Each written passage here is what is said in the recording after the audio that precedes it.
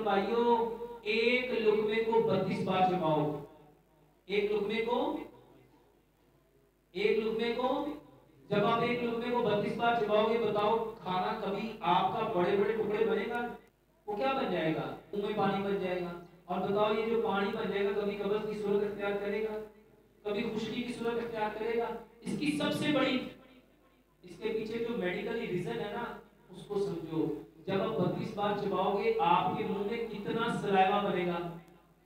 ये जो सिलिवरी ग्लैंड है ना, ये एक रतूबत बनाते हैं जिसको सलाइवा कहते हैं। ये सलाइवा कभी भी आपके जिस्म में तजाबियत को नहीं रहने देगा, कभी भी खुश्की को नहीं रहने देगा। बताओ जब खुश्की ही नहीं होगी तो कब्ज होगी, और जब कब्ज नहीं होगी तो बवासीर होगी। मेरे मोहतरम भाइयों, जिसको कब्ज होती है उसको बवासीर होती है। और वो बवासीर मेरे मोहतरम भाइयों जो पुरानी से पुरानी होती जाती है, मेरे मोहतरम भाइयों वो खूनी होती जाती है, उसकी जड़ें आ जाती हैं।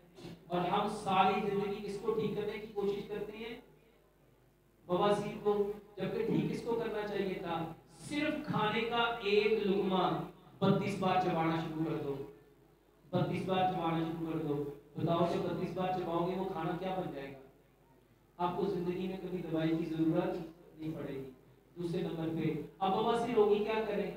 नबी सल्लल्लाहु अलैहि वसल्लम के दौर में जो नबी सल्लल्लाहु अलैहि वसल्लम चीजें बताते थे ना, मेरे मोहतरम भाइयों, वो चीज है अंजीर, जिसकी अल्लाह सुब्हानहू तआला ने कुरान में कसम खाई।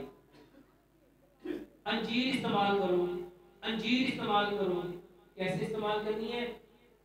5 या 7 अंजीरें पानी में भिगो दो, सुबह उसको ग्राइंड करो, और मेरे मोहतरम भाइयों उसको निहार को पियो। फिर सुबह को भिगो दो, उसको रात को पियो।